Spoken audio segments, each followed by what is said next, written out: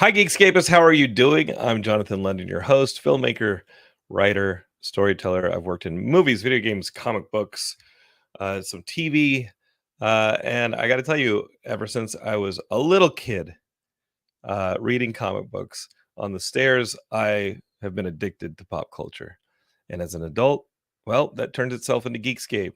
I was telling somebody this the other day. I was telling them the story that I really thought that I was going to go into radio. I went to undergrad, and my friend Kevin, who's been on an old Geekscape episode with me, he and I jumped right into college radio. That was our passion. We wanted to be on the airwaves. We wanted to interview bands. Music was what we were all about. And we've had lots of musicians on Geekscape.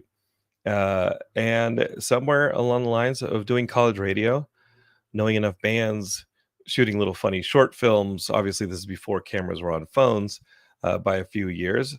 Uh, we got into film. And then I went to film school, and then I came out here, but I never lost that love of interviewing people, hearing their stories, sharing our own stories, possibly collaborating, as we've done with many of the prior Geekscape guests. And really, the main thing, bringing their stories and everything that are working on creatively to you, which is such a passion to me. And I have got a really, really great episode today. I've got the CEO and founder of Immortal Studios, Pei Huan Xiao.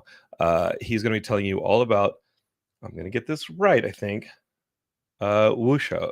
And that is like, if you've watched Big Trouble Little China, and I know I'm being generically Western right now, but if you watch, what's the beautiful film, Crouching Tiger, Hidden Dragon, where you have martial arts, but it's done on such a fantastical, we're talking like Zoo Warriors, like such a fantastical stage, then you have some familiarity with this genre, but it is very, very old.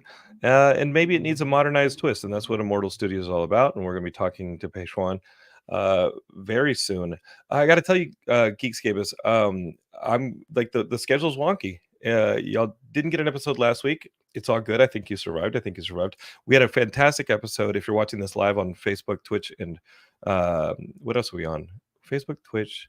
Oh yeah, YouTube. Then you maybe saw yesterday's episode, which was awesome. Lee Romero, who does a bunch of like animatronics and creature effects, he's an amazing artist. Recreated the Five Nights at Freddy's. I guess let's just call them monsters because that's what they are. And that was a fun episode. And we've just had such an amazing long list of friends come and join us. Some are old friends, some are new friends. But I found out today, and this is a little serious, but if we're talking kung fu, if we're talking action, we're talking stunts. The seriousness is that our good friend Carl Ciarfolio, who you should know, um, he's actually has a GoFundMe going on right now because during the pandemic he went into surgery. He had pneumonia, and then the surgeries started to reveal things. And I think physically, after decades of stunt work, his body started showing signs of just wear and tear. And Geekscape, as I tell you this, and you're like, wait, Carl Ciarfolio, how do I know this name? How do I know this name? Well, he's been on Geekscape. He was the original thing in Roger Corman's Fantastic Four. And I loved that episode where Carl was instrumental, along with Mark Sykes, of putting together the original cast of Roger Corman's Fantastic Four. It hasn't been done anywhere else. I don't think it's ever been done at a convention, but it's been done here on Geekscape, and Carl was a big part of that. For you geeks, Carl was also Kevin Smith's stunt double as Blunt Man when he goes to the wall in Mallrats and he swings on that rope. That's Carl. If you're a fan of The Dark Knight, a lot of the driving in that movie, Carl. If you're a fan of Ryan Gosling in that movie Drive, a lot of that driving is the team that Carl put together, and some of it's Carl. So Carl's been a big part of pop culture. He's been a big part of Geekscape. He's been a dear friend to me ever since my friend James Liu introduced me to him. And the guy just has the biggest heart. And I found out today that, and I kind of kicked myself because he's been dealing with this issue for a bit over a year, a couple of years actually, since the pandemic. And I just found out about his status and his GoFundMe now. So Geekscapists, I'm going to be sharing that stuff on our socials. If you can share, if you can donate, whatever you can do to help Carl out. That's a bit of giving back. We have Geekscape guests all the time, and this podcast, I don't ask anything. I've never had a Patreon. I've put up t-shirts you can or cannot buy. I have done a ton through this show completely free, and we've done it since 2006. But when guests come on the show and they promote their stuff, all I ask is if you're listening to this and it sounds like something you're into, like Immortal Studio is coming up, that you please check out their stuff. They're here to try and entertain you. And Carl has been a part of that multiple times in Geekscape's history, and now he actually needs some serious help. So his medical bills are climbing, and we got to step up for Carl. I mean, come on. Nowhere else has Roger Corman's Fantastic Four cast been collected after that movie kind of came out. I guess if you went to like a mid-90s comic convention and found it on a bootleg VHS, but it's still the best Fantastic Four movie and the one that's most true to Stan Lee and Jack Kirby's creation. And Stan and Carl was a big part of that. He was the thing, and he helped us put together the cast reunion here on Geekscape. So please go to GoFundMe, search for Carl's GoFundMe, and I'm going to be sharing it on social. So keep your eyes peeled for that one. All right, Geekscapists, I think that's everything we got to talk about here. We've got some great episodes coming up. Subscribe, share if you want, if you're enjoying your Geekscape. But I know I got Pei Juan waiting, so let's get down to business and get to Geekscaping.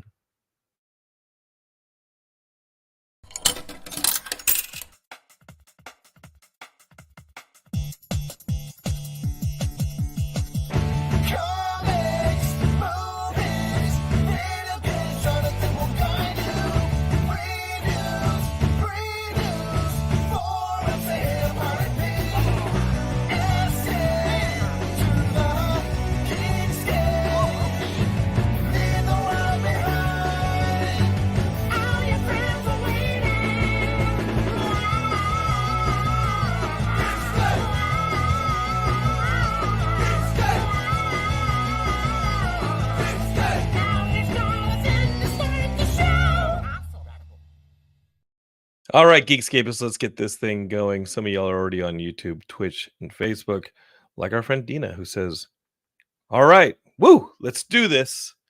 And she also says, big fan, hand pink waving. Hi, Dina. I don't know what's going on there, but I dig the enthusiasm. Speaking of enthusiasm, we got Pei Juan Shiao here. He is, again, the CEO, founder of Immortal Studios. And when this came across my desk, I was immediately in as far as having Pei Juan on the show as my guest. And then as I started researching, I was like, oh, we got some people in common. And so I'm going to spring those on him right now. Pei Juan, how are you doing, sir? Hey, Jonathan. Hey, by the way, major shout out. I love your references. What do you mean? Big Trouble in Little China. Crouching Tiger. Zoo Warriors, like that was.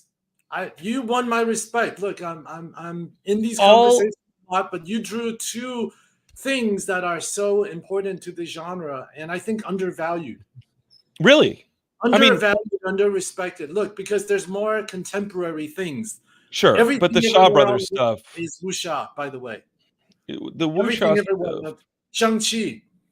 Totally Wuxia. John Wick. John Wick. Totally Wuxia. You talk to the creators. Especially when you get into the mysticism. Yeah. That's why we kind of created this interconnected world, because there's been so many different influences, because Bruce Lee and Jackie Chan and Cobra Kai is also part of the family. And of course, The Last Airbender, Avatar, is Wuxia. In a million ways. They recently shared updated cast photos because they're shooting that live action. And when I looked at these cast photos, no offense to the M. Night Shyamalan live action version, but it's like, Siri, show me spot perfect casting for something, and it is that live action Avatar: The Last Airbender. Yeah. But the Zoo Warrior stuff was totally disrespectful, like it was. And what troubled me is that it felt like a Hollywood casting choice to bring on an Asian director, but then cast mainly white actors, and And the whole argument of like, oh, but we want this to be a commercial success. I'll tell you what made a lot more money that exact same summer was Jackie Chan and Jaden Smith in the Yeah. remake of the Karate Kid. And like, I think they disrespect the audience when they assume that pop cultural audiences only choose a certain type of people, because I think pop cultural audiences are actually, we value authenticity and daringness and originality and diversity.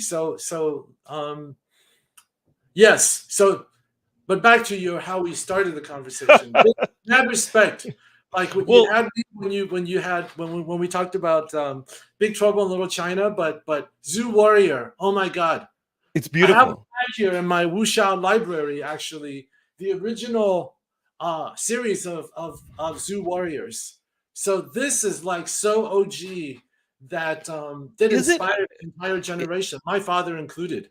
isn't the Zoo Warriors though the stuff? I mean, and keep in mind, like John Carpenter straight up will tell you that Zoo Mhm. Warriors was the main influence for Big Trouble in Little China, but Yeah. that's 60s, 70s, and this is when But the books wuxia is came something out that in the goes 20s. much earlier, Yeah. right? And Books I came out in the 20s and defined a whole generation. And my father read it when he was a young man, and it inspired him to write Chronicles of the Immortal Swordsman. So he was like the continuity piece when he wrote it in the 70s. so And of he course, that that was his became the like pillar. Spider-Man to him. Yes. That became the pillar of our company. Ergo, we're named Immortal Studios. And the book that, I'm usually not a writer, I am a creator, that led me to write Chronicles of the Immortal Swordsman, which is a big part of the Immortal Storyverse. And I think it's, let me get the right thing. It's It's right here. somewhere. If you're This watching is this live, it. Geekscape is This is the somewhere on the Bernard shelf. Chang cover of Chronicles of the Immortal Swordsman right here. Well, that was one of the surprises I was going to spring on you, is being friends with Bernard Chang. Oh, And that was the thing. Oh, Bernard, Bernard is I'll awesome. buy anything that he draws. Yes. And Oh, the Monkey Prince stuff that he was doing at DC, he did an X-Men tie-in book in the Krakoa era there for a bit. Geekscape is Bernard Chang's one of my favorite artists. He's one of the oh, nicest guys. yes. Dude is a straight up baller on the basketball court too. I bet he is Oh, he still. is. You wouldn't He was think in so. college. And No, dude is a straight up baller. eccentric and it's cool as hell. Like, have you seen him walk around with his little birds in his backpack? I mean, the guy is like he is an original. I have mad respect and love for the guy. But the Zoo Warrior stuff was a lot of what I watched in Yes. college, and Big Trouble in Little China was kind of like the gateway drug to that world. And then when you get into like the Shaw Brothers stuff, of course, and then in Yeah. college you just start mainlining stuff like mainly Yeah. fight movies like the Street Fighter, because you got there Yeah. from Bruce Lee and Jackie Chan. But as a comic book nerd and somebody who likes the fantastic, when you start mainlining that Zoo Warriors stuff, when you start really getting Yeah. into the wuxia stuff, when I was a Oh, senior and yeah. Big Trouble and we See, had Crouching Tiger and Hidden Dragon come out, that movie was so yeah. beautiful and so Those were note different. perfect. They're somewhat different, and this is why Mhm. I created the interconnected. We call it the interconnected storyverse, because you were just in our conversation right now. You talked about Zoo Warriors and mainlining, and also kind of the fantasticness, because we're talking about immortal beings. They're Mhm. doing super fantastical things. Well, they're You know, gods in a sense, and yeah, maybe they they're like represent pieces of demigods or nature, whatever you right? want to call it, Sure. as opposed to like the superhumans you see in like Crouching Tiger, Hidden Dragon, because they're different. And I wanted to talk to you about that because when So you say yes, like and then the the 4, Monkey King, which you referenced, well, and that's then we yeah, talked about Cobra Kai and Bruce Lee. So but we these are are 4 actually pillars. talking You about talk about them the in a four sense of 4 pillars. pillars, but are they tiers or are they pillars? Because it feels like these are a hierarchy It's from it's the progressive. from the real world up to the religious or the Yeah, the spiritual. spiritual, the metaphysical world, But you and of call them course our pillars. yeah, we call it pillars because our perspective is that they're not fantastical worlds, that they actually exist. Mhm. Just of I'm not gonna course, doubt you. as somebody who has traveled the world a little bit, I actually did get the chance to go into the ancient mountains of the Himalayas, the ancient mountains of China, and people who've kind of followed my career would know that I've actually had the opportunity to be inside, to be a member of the Shaolin Temple, to be inside these fabled places where kind of those those legends are created, I can say with certainty that there are extraordinary people doing things like that metaphysically as we speak. So our beginning thesis is that, hey, it's about time that we bring some of that reality to it. It's not, in certain respects, the life is stranger than fiction, or it can Well, be. Paywan, I've heard stories, and there's so many places I want to, so many things I want to ask you, Yeah. but um, people like who are into yoga will claim that things once you get to a certain level in your practice, Mhm. levitation is not beyond your reach. Levitation is actually a known phenomenon to exist within yogic orders. And the big hint is this: look, we're about to stage I know you're in LA. Yeah. You're This talking about weekend, this event yeah, on called Sunday? Immortal Shaolin, the past, present, and future of Kung Fu, where the abbot of the Shaolin Temple and his warrior monks are actually flying out. So we've just officially partnered. The origin story of Shaolin, which is considered the birthplace of Kung Fu, is actually yogic. People don't know this because there was an Indian monk named Bodhidharma who traveled from India to China. And Shaolin spawned is when Bodhidharma vibed with the locals at the Shaolin temple. And what created was consciousness and spirituality and yogic powers with martial movements and meditation stillness. When these things fused, this is the birthplace of the mythology of Kung Fu. Um, Extraordinary Kung Fu is yogic. And of course, yoga literally means union, right? So the highest ideals are mind and body become one. But Paywan, Tangible and intangible become one. So that is like the founding mythology of Kung Fu, is that yes, it's actually yogic. And that's why it's, when people are talking about Kung Fu, we're not really talking about MMA fighting. We're not talking sure. about boxing. There's a level of mysticism. There's an acceptance or a love of the kind of the extraordinary possibilities that come with it. So I think, and it's just really this entire backdrop and this philosophy, the romanticism, the real empowerment, and I think the in-depth philosophy that's been worked out over thousands of years, expressed in a really fun, engaging way, like Avatar: The Last Airbender. There's a Mhm. lot of there. We're featuring, by the way, Kisu, who's the founding inspirer of The Last Airbender, on our event next Sunday. So we'll have a chance to talk about these things. Is that this is the stuff that I believe is going to form the next global sense of pop culture. And look, I've been a lover of Marvel and DC. God knows I've given them so much time and so much money and so much energy and so much love, and I don't regret it. But come on, enough is enough.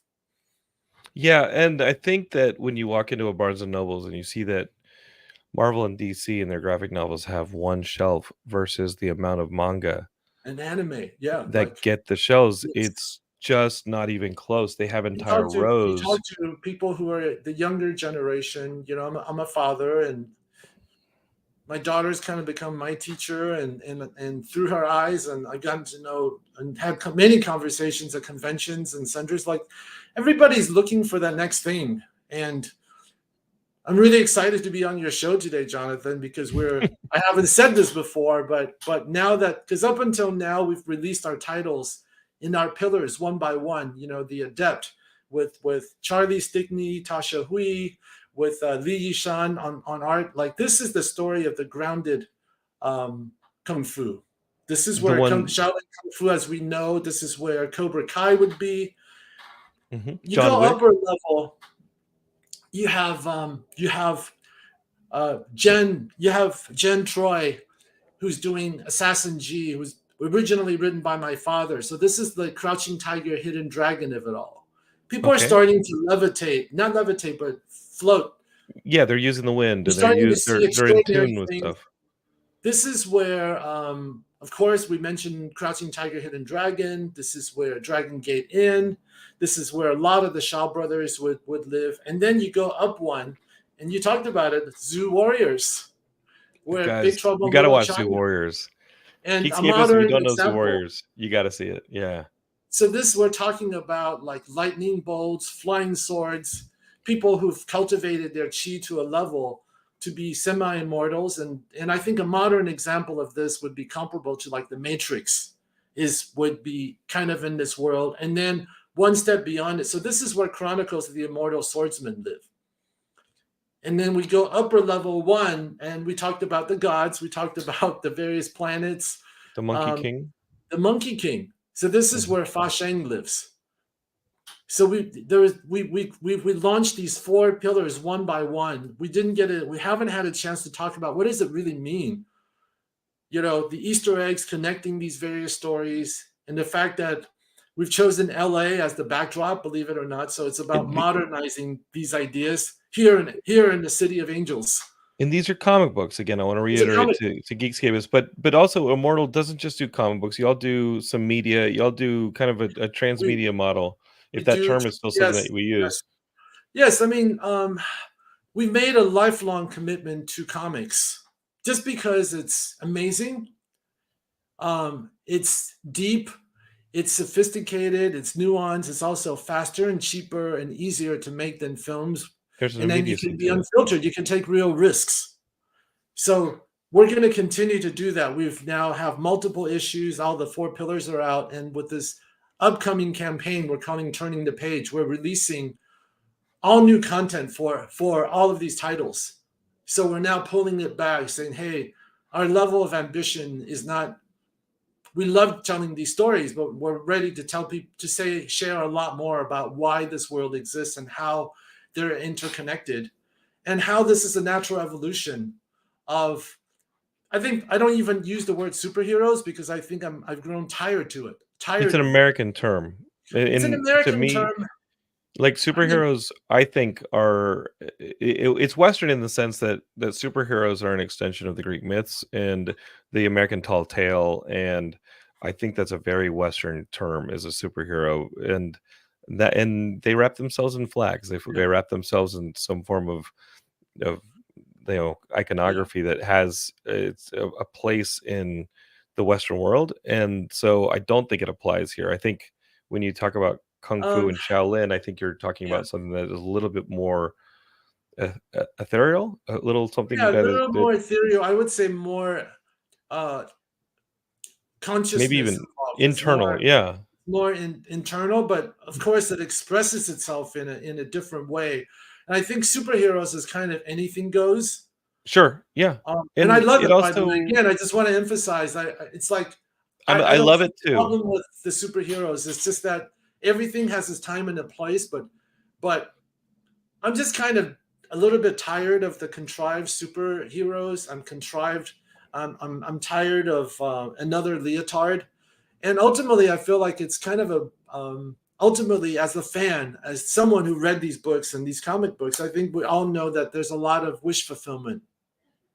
We read about people doing extraordinary things and doing amazing feats that we want in our own lives. Yes. But I think the promise that superheroes is like, hey, look, are you hoping to be bitten by a radioactive spider, or do you want to have a comet fall on your head and then turn you into some kind of thing, or you want to have this technological accident? So those things are not going to happen. We know that. So in a way, then, well, the promise of superheroes is tantalizing. It's not realizable. Going back to our earlier conversation, we talked about yoga, we talked about Shaolin, we talked about the inner thing. Well, those things are actually real things. Mm-hmm. that actually have been proven and refined, and now that science knows that mindfulness actually works, through quantum physics and quantum mechanics, we actually know, yes, the organizing principle of the universe is mind. These things actually work. So the promise of following these paths to become our real heroes is the cool stuff that we're exposing between the pages of the Immortal Storyverse.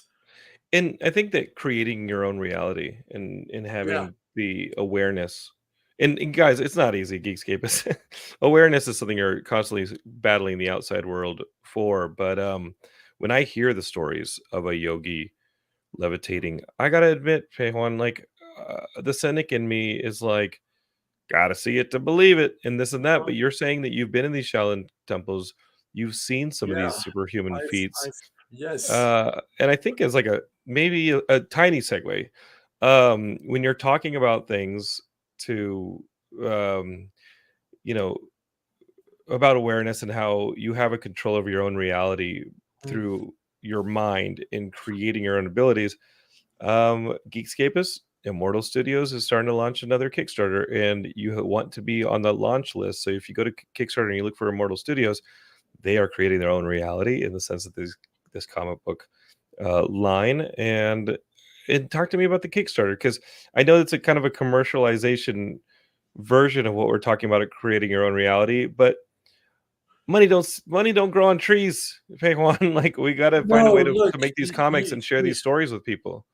we in starting this, we actually had offers from, some established companies that wanted to partner with us, wanted to support us, and of course the exchange is that, yes, in exchange for whatever support, they wanted to control and own us, which Absolutely. is which is not part of the plan, because we are a die-hard independent company. We want to be associated with people who actually give a damn and who are committed. So we literally built our company from our first project called The Adept. We had this amazing opportunity to partner with Charlie Stickney, who collaborated with us on creating The Adept. And we became it was because of people's support and belief and excitement for us that rocketed our first issue to, I think, 0.1 percentile of performance on Kickstarter for single issues. That's pretty And we've awesome. relied on Kickstarter to literally help us make the content. And how what are the I mean, because I'm somebody who's flirting with the idea of starting a Kickstarter Right, specifically for comics. Um, and they're Geekscape related comics as well. They're characters that have come out of Geekscape. right. Um, you know, I what are the hurdles to doing something like this? Because let's say you get this thing in on Kickstarter and it's successful as it has been. You're Yes. mailing these things out to people in print, or they're getting digital copies, or they're Mhm. getting special Both, editions and this and both. that. But Right. what about shelf space? Is that as important to you to get into the Of local course. comic book shops and Yeah. things like that? Yeah. It is important to us. Eventually, it's important, but that is also that's an important segment of kind of the geek economy, but it's not the only segment. So shelf space is important, but it's also not the only place. So Mhm. and we just kind of basically put together as it's almost like a step by step distribution grid. Yeah, In other and words, if you're not succeeding, and I look at Kickstarter, is if you're not succeeding with people who believe in backing independent creators and they love originality, if you can't bring enough people through Kickstarter to be excited about what you're doing, you're not going to get shelf space, because obviously it's a very competitive landscape. Unless if your company has M or D or several of the other major companies in front of you, like, it's a major business proposition. So comic book stores are also business owners. They're going to give shelf space to things that have traction. And if for independent creators who are not selling out and who are kind of charting their own path, I think proving yourself or testing, I don't want to say proving because it's not that, it's just like finding that fit is a really great step. and talk to me about building it, because your first Kickstarter when you guys did this, and I'm blatantly doing my Yeah. own research live here on the podcast. Hey, I'm happy. Look, Um, this is how it started with yeah, us. talk to me about how it started with you, Yeah. because your father was also a writer, and y'all, the Texan in me is coming out, but you also have a whole history of stories that are familiar in some cultures to Yes. lean on, and so you are creating modern versions, Yes. contemporary versions of traditional stories in the same way. Like I think on a Western audience, you would be doing something like a Hercules book, or you'd be Yeah. doing something maybe American, version of something that would be out of the tall tales. Well, But I didn't add my name to the list of Monkey King sure, creators because sure. it seems like everybody is doing a version of the Monkey King, so we're not doing anything like that.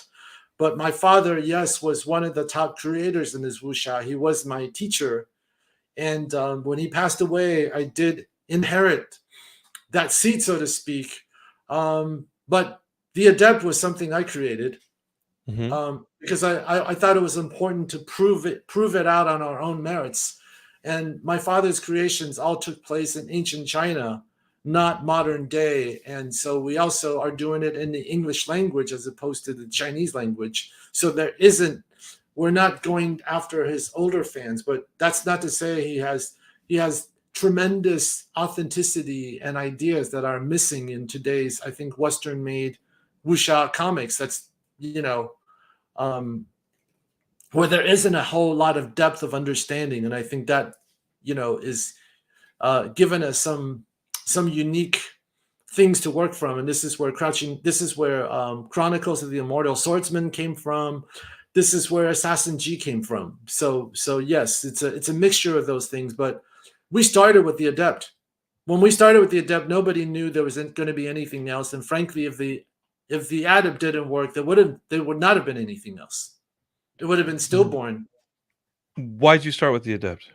I mean, because Um, a part of me, these ideas, some of the concepts are so heady and yeah, also unfamiliar again to a Western audience, yeah, and you're almost creating hurdles for yourself and putting these things in English and setting them outside of China.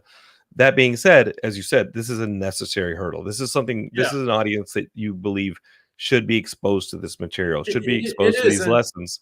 Why the in a adept? way, it's like my contribution to the fandom and pop culture here. I just got tired of people using Shaolin. There's Shaolin this and Shaolin that, and you look at the art, you look at the ideas. Like these people have no idea. They just kind of became really wedded to the idea of somebody kicking ass who knows a lot of kung fu, has a shaved head, and talks like Yoda, so to Yeah, speak. but you're not talking about the Stephen Chow stuff. That is fun, but No, I no, mean, Stephen in a Chow is way, like does that? amongst the best. No, no, Stephen Chow is Yeah. like a true master. If you look at Shaolin Soccer, like he got the Hmm. the right mixture of pop and authenticity because amidst and behind all of those things, there's always something incredibly real. And But and I it's and I still fun. think It, it's fun, yeah. but really authentic, real, and deeply emotional. So I think he's one of the great ones. Yeah, Um, I worry that well, he's maybe also from that Hong Kong. yeah, He's also from Hong okay. Kong and not here. So in the Adept. And because of my association with Shaolin, I thought it was important to start with something that was Shaolin themed and related, because Shaolin, for people just joining us now, we talked a little bit about why Shaolin, because this is the birthplace of the mythology of Kung Fu. Since we are going in with this perspective of authenticity, and I believe that stories are transformative, we wanted to have an ode to the reality. Um, I think it's an ode to Shaolin as the kingpin, as the mother lode of a lot of these ideas in the mythology of kung fu, and that we have a young Asian American woman um, take us into this big landscape was a provocative idea. That was that. I also wanted to start not standing on my father's shoulders. I wanted to prove myself. I wanted to it's not that I don't respect and love him. It's just that I wanted a contemporary sensibility Mhm. that then we can go, and beyond. And we ended up taking 4 bites at the apple. These 4 different pillars, each coming in at it from a different angle. We talked about the Adept. We talked about Chronicles. Assassin G was my father's property. That was our 4th release. And this was actually his most well-known property because it was made into television 4 times. Wow. And But this is in so China. this is in China. This is in China. So, So did those so so audiences translate to the comic book version told in English by uh, Immortal but Studios? they heard about it, and we're, in fact, just yesterday I was talking about some distribution arrangements. I'm pulling back because going to China and Eastern audiences would be too simple, and frankly, we've chosen to double down into the Asian Americanness of it all, that Sure. where the East and the West meeting. we also love the modern components of it. So we wanted to prove ourselves here. Full That's stop. a I mean, that is I mean, but that's a lot to chew, and, what do I say to Greg who listens to the show? I made up Greg as an avatar Uh-huh. for all the Geekscapists. What do I say to somebody who is an Asian American, who's listening Uh-huh. to Geekscape right now, and is like, "Wait a minute, I like my Batman. I like Uh-huh. my Spider-Man. I like my Marvel stuff.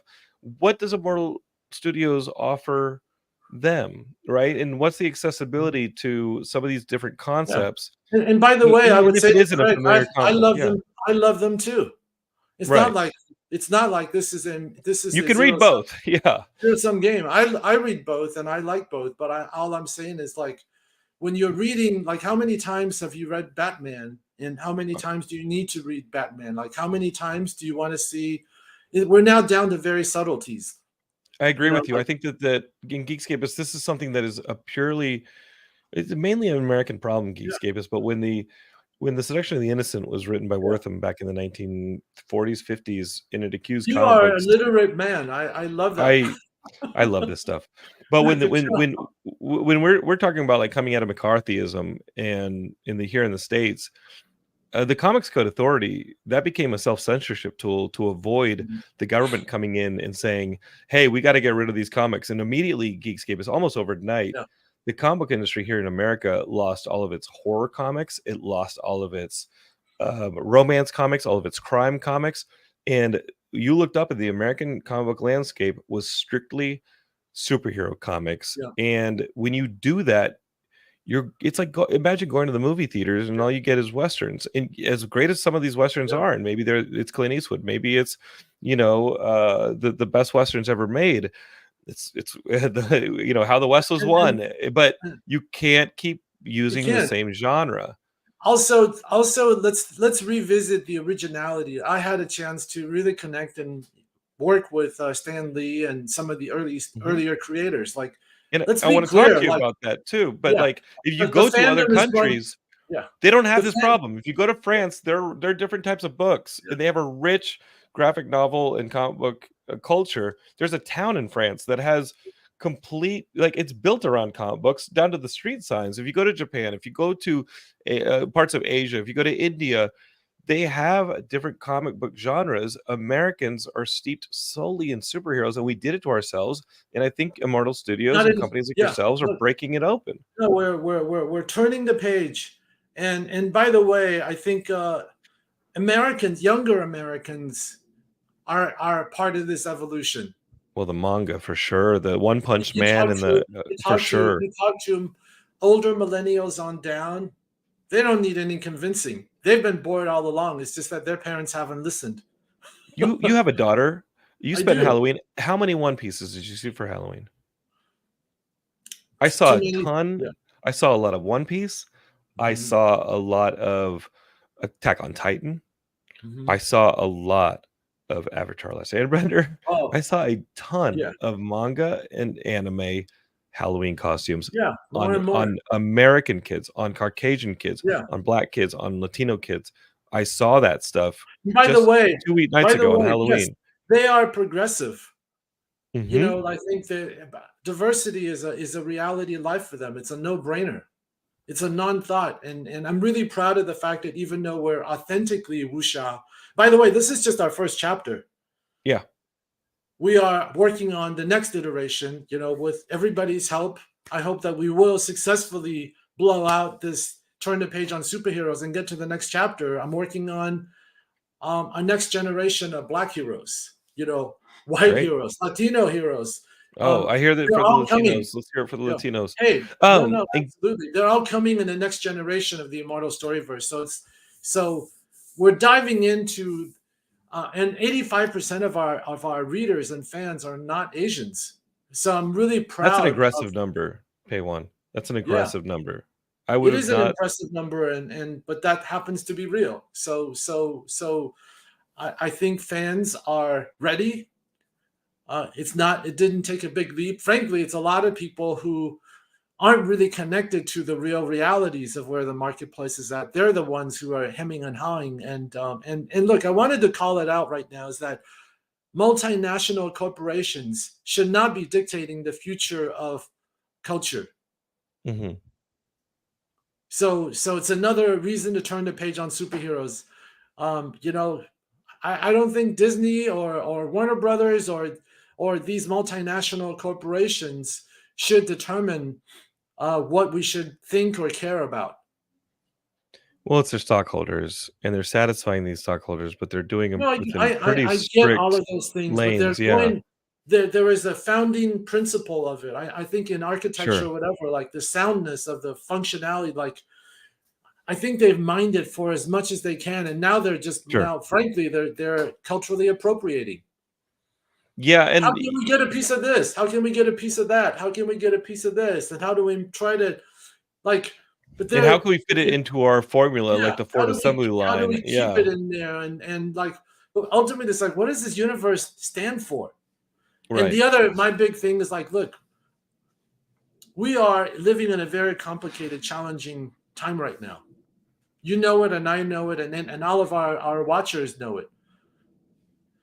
Our world is very complicated, and our existence is increasingly more complicated. So there's two schools of thought. Do you want to go through it with empowerment, with ideas, with things that really, really nurture you and that respect you, that reflect you, and that has you your best interest in mind, or something that's just like trying to take you out of it and try to bring you into another intergalactic battle that, you know, doesn't really make sense, doesn't really bear any kind of return for you. I mean, there's a little time for everything, but when Sure. But there's the not growth. entertainment is You're talking variety, about is more, growth. yeah, it's more about that rather than the former. It's just that I think pop Yeah. culture, I think, has served its purpose. I think I talked to so many people, myself included, is like, oh man, Wolverine helped save my life, you know, or name your hero. So Right. I get for those things. Now it's like their job is kind of done.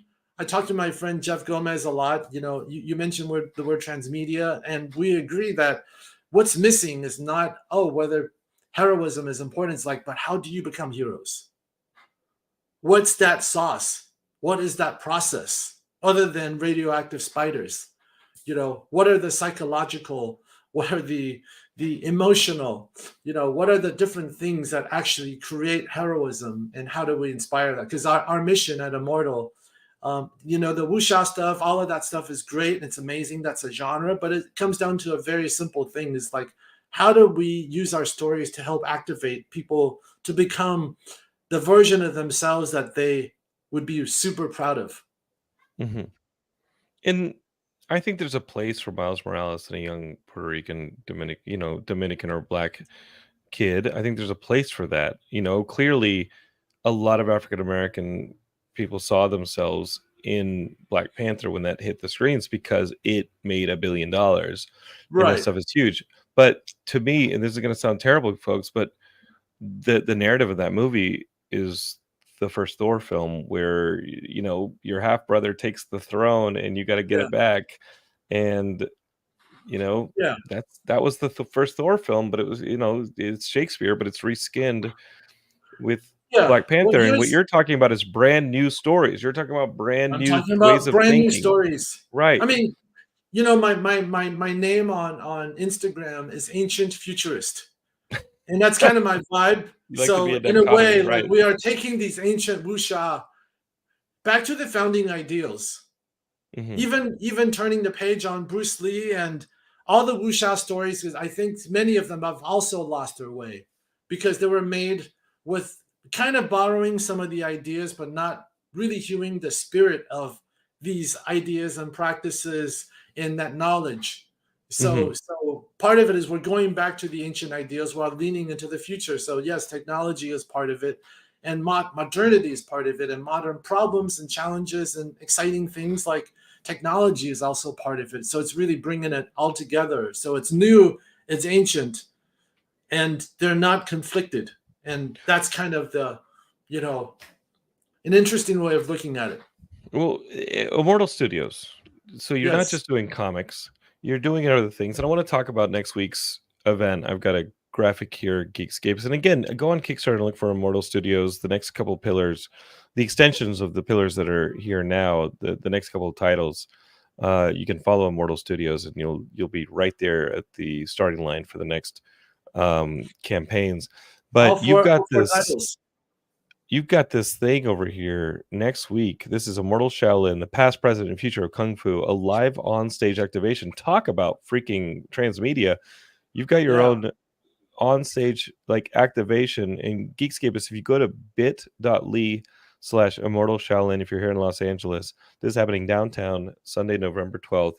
We're going to sell out, people. So if you're getting it now, Yeah, you should get a ticket, because we are doing something that's never happened before. What is the this? 1500 year of Shaolin, because the Shaolin Abbot is actually coming out for this.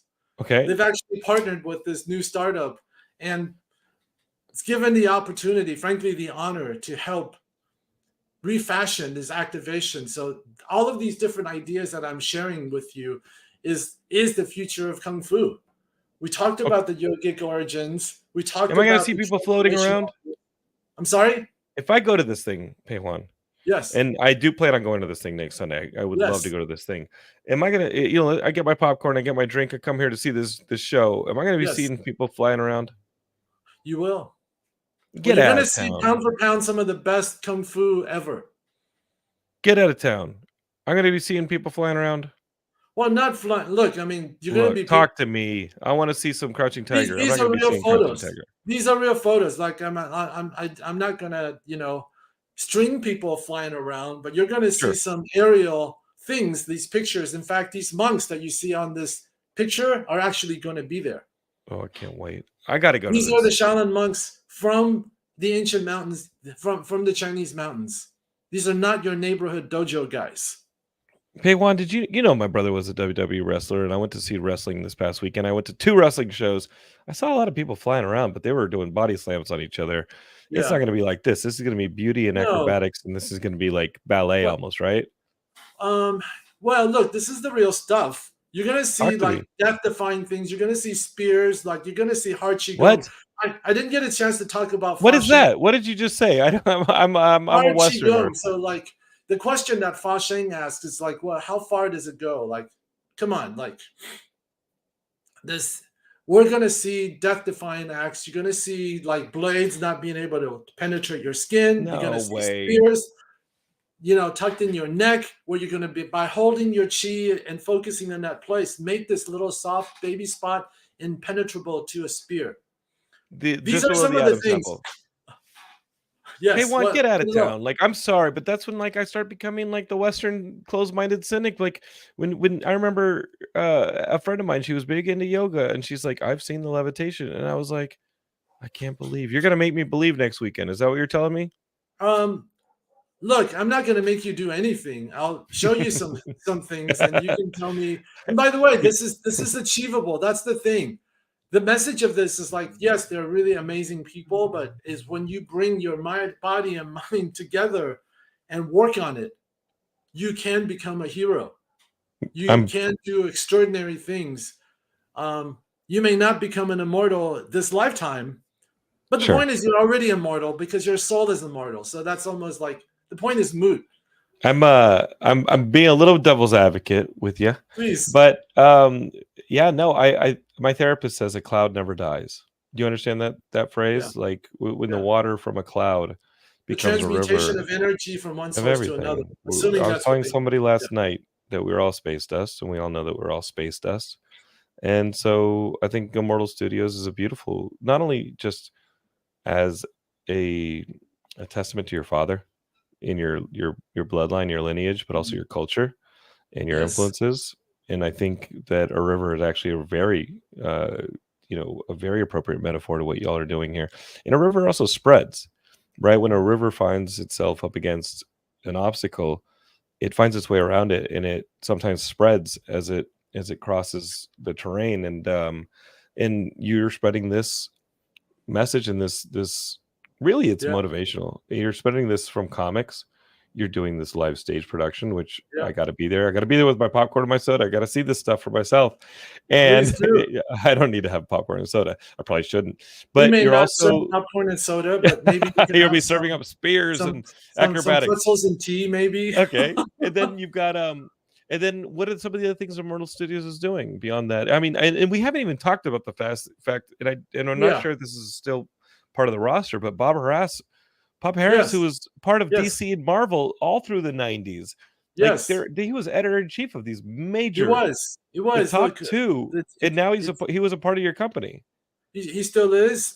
We have an A team. I'm really proud of our extraordinary leaders. And So Geekscape this isn't just like some Kickstarter comic book company. Like Bob Harras, no, I'm not kidding, was a look, when major part of DC and Marvel during the 90s. Like he was yes. a major part of those companies. He No, was he the was editor in chief. largely responsible for a lot of the successes of X-Men. In fact, he's helping us launch our teenage hero sub-universe, tentatively called Project Immortal. That's going to be our next property. So And why we're not? He was a learning major lot. part of the X-Men cartoon show. Yes. We're learning a lot of what has happened before to help us make new ground. I remember in our last meeting, and I said, "Hey, Bob, I appreciate it. I love everything that you've done. Just know that I'm not trying to do them again." Sure. You don't want to do We an are X-Men breaking new new class ground. or any of that stuff. You don't want to Yeah. do Batman and his various Don't Robins. we don't need to do stuff that doesn't need fixing, but we are Sure. focused on this stuff. So it's just like so bring in the next chapter. So we have a great team, and I just want to reaffirm our lifelong commitment to comics. So, but beyond comics, my background was as a movie producer, amongst many things. I've had a chance to do many different things. So we're actively looking at developing movies from the Immortal Storyverse. Games are also part of the mix, but not in a big hurry to do them. But it emerges naturally when these things. It's like making nice wine. It takes a little bit of time to getting it right, Sure. and we believe in also talking to our fans. So we're building our community and giving fans a stake, a real seat at the table. I can tell you for certain that every iteration of our stories have already improved because of fan input. This scene or this character didn't really make sense. Oh, wow, that's really interesting that you had that reaction. We love this thing. So those things are kind of part of the mix. So it's not just talking to the fans and dictating to them, but having a real, like not just one seat, but many seats. And I believe this is really how you build a real community or a movement. So awakening the hero in everybody is not just our job. It's something that we're doing in concert with our fans. And I'm just super thankful for the thousands of people who've become part of this initial crew, because without their support, could not be here today. And we could not continue to do the things we do if people didn't support this next campaign, because it's all data driven. And quite honestly, we need those resources to go to print. It's not like Disney's writing me a check. Right. I want to reiterate to you, Geekscapists, that you can go to Kickstarter right now, search for Immortal Studios. You'll find this notification where you can just click on it. It'll notify you when it launches. But it's this brand new initiative that they're going to be starting up for the next phase of the Adept, Assassin G, Immortal Swordsman, and Fa Sheng.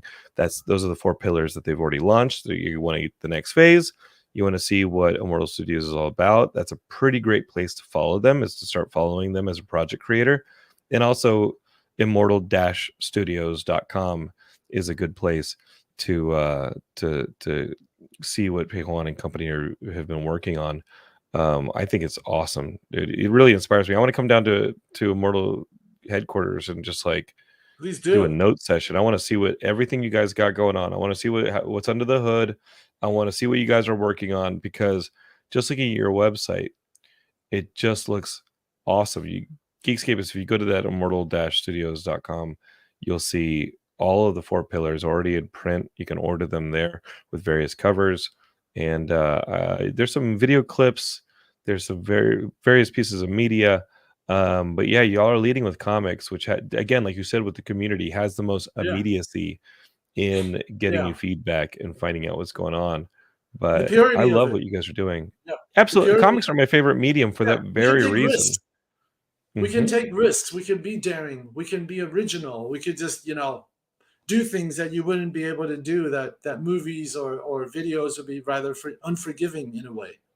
Sure. Well, Pejuan, we're gonna do that pretzel and the tea. Let's do it. Pretzel and tea. We're gonna do a note session. I want to see everything you guys are working on because Come to again, Immortal Shaolin next weekend okay. at the $1 Million Theater. This is November 12th, Sunday from Mhm. 2 to 4. For people who are listening right now, because I do expect that we're going to sell out. We only have 2,000 seats, and we obviously we don't have 2,000 available now. So if you're You getting guys it gotta get here on it. first, and I just wanted to thank all of your guests and you, Jonathan, because this is my first kickoff. Really? Yes, And you I have wasted it on I have, me? I have not talked openly about the turning the page. Mhm. And I'm really really thankful to be with somebody so knowledgeable. I love this And stuff. you started with Zoo Warriors, man. So mad Oh respect. my god, Zoo Warriors and that all the Shaw Brothers Oh stuff yeah. is so important to me. But this is And the warm up. This is the warm up, and we're not just turning the page on superheroes. We're turning the page on Shaw Brothers too, because this is it's a something whole I've new wanted to chapter. do. It's a whole new Well, chapter. I'll tell you guys some stories, but like in 2007, 2008, when I was writing the Raw versus SmackDown games over for THQ, now defunct video game company, but obviously Raw versus SmackDown, those games continue. But when I was writing those things, they offered me a job and they said, Jonathan, come in. They had me pitch on something, and it's been a long time, so I think I can talk about it now. But I had written a pitch on a WWE Online, and the idea of this was taking something like a World of Warcraft, but having an open world where obviously arenas exist and the wrestling rings exist, but also alleys exist and gyms exist and stores Mhm. and malls and streets exist, and you could have feuds with other wrestlers in the ring. You could have them out on the street, but the things in the ring, the real events, the pay-per-views, the stuff that the WWE is known for, that stuff was worth stuff is where you get the real cred and make them real money that you can then use Right. to improve and you could make factions. You could like team up with other online players to make factions the way that they used to in the WWE, where you'd have teams and things. And when THQ went away, I remember taking because they wanted to hire me. I just didn't want to drive to Agora Hills every day. Which Yeah. Geekscape are screaming at me. They're like, "What? You turned down a job in video games because you didn't want to sit in traffic?" No, Geekscape is like an hour and a half of traffic both ways. Yeah. And my friend James Lou and I had just done When Ninjas Attack, which it was a fun little silly series we did for Fox. And James is friends with Jackie Chan, and James Lou is actually in Big Trouble in Little China. He's in quite a bit of that movie, Right. and I had shown him what is called WWE Online to me, Right. and I was like, why don't we put this in the world of Kung Fu and Yeah. Shaolin? Why don't we have people walk around temples and countrysides? Mhm. And I'm a big fan of Yeah. of the one autograph I wanted to get at Comic-Con this year, Geekscape. So I'm gonna hold it up here for you all. Is right here, Stan Sakai with his Usagi Yojimbo. That was the Wow. most important thing Love I could it. have gotten, and I love Love Stan. it. But all of the stuff that I got from those Shaw Brothers movies and the samurai Yeah. movies and Seven Samurai and all the Kurosawa movies, that's all swimming in my Yeah. head. And I was like, let's turn it into a video game. Yeah. It didn't happen, but it's still sitting on my No. laptop. It's still sitting in my head. Well. And I still think it's a beautiful place to play stories in an entire universe. And Well. right here, Immortal Studios is doing it. You're talking about the immortal virtual world, which is something that's on the board for us right now. But Look at again, this. it begins with the comics. Starts with the comics. So I want you It Geekscape to starts with click on the that Kickstarter. storytelling. It starts with these characters, and it starts with the world and we have a chance to do it together. I think you're doing it right. Yeah, I think you're we have a doing it chance to do right. it together. Hey Juan, thanks for being a guest on Geekscape. And Geekscape is It's my honor.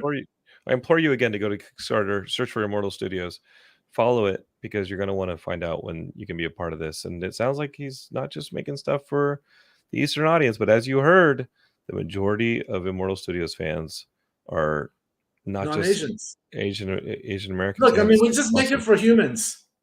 We're making these stories for people. These stories exist.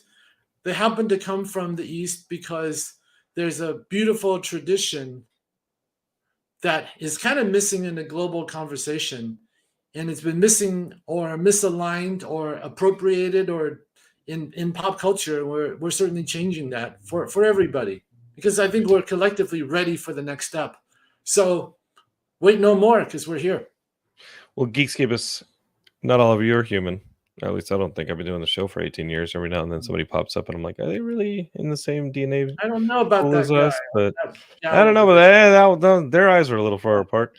But I welcome Geekscape of any shapes and sizes. I love doing this show. And if you've enjoyed my conversation with Pei Juan, not only check out the NLP Immortal fans. Studio stuff. Yeah. Don't just check out the Immortal Studio stuff. Also, like, follow Geekscape on all the socials and send me an email, jonathan@geekscape.net, and be like, hey, dude, shut up, like, let your guests talk more, or stop making dumb jokes. And we love it. Or send something complimentary, like, we love the show, and share it with your friends, and leave the reviews on the Apple Podcasts and the Spotify's and all that stuff. We do a show every week, and we've got a lot of stuff coming down the pipe. Some of the people I've asked to be on the show just next week is like, how am I going to fit it all in?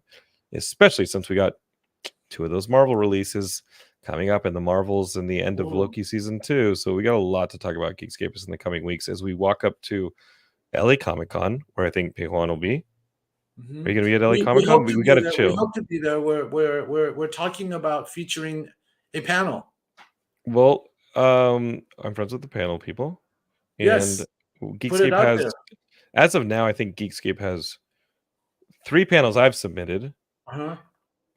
4 or 5 panels, 6 panels total from the Geekscape team. What did they decide, by the way? Because we were just having this conversation. I think they've decided, but I think there's also possible panels that may fall through and be waitlisted. So I think that, for this year, I think we got to talk about strategies where maybe adding you to panels, or talk about strategies to, like, get you into as some of the replacements for maybe panels that have fallen through. Right. That being said, I know they're still selling booths. Yeah. And in Pei Juan, like, I was Stan Lee's moderator. I helped Regina Carpinelli and that whole team help promote Geekscape, or help promote LA Comic-Con from year one. That is our hometown festival. I proposed to my wife on the main stage of LA Comic-Con. Like, I got you, bro. You did? Oh my goodness. Got you. Is she a geekette? She's a geekette? More so now that she married me, but no, she was the Trekkie in the family, and Geekscapists, y'all were there for that. You saw Giancarlo Esposito from Breaking Bad and Mandalorian, and in Better Call Saul. You saw him as my wingman. Hand me the ring that I used to propose to my wife, and that's what Geekscape's about. Like, you guys have been along for the ride. This is a geek love story this whole time. Oh my God, it's a geek life, and you're a part of it now. Hey, Juan, you're a part of this. I can't wait to go down there on Sunday and start jumping around. I'm kidding. Keep me away from that stage. Yes, I'm a proud member of it. And look, I would love to continue this conversation at LA Comic-Con. Okay. Well, shoot me an email whenever you'd like, and I can try and see what we can do with LA Comic-Con. But yeah, they've already confirmed a lot of the panels, but they haven't released them. And Geekscape is excited to release them. But we also have our charity coming up in December for Big Brothers Big Sisters. There's a lot Geekscape is coming down the pipe, but love you so much. Maybe you can be the amplifier and champion. I'm working on it. That's what this is for. Geekscape presents. I love it. Pei Juan, thank you so much. And Geekscape, we'll see you next week. All right. Peace and love.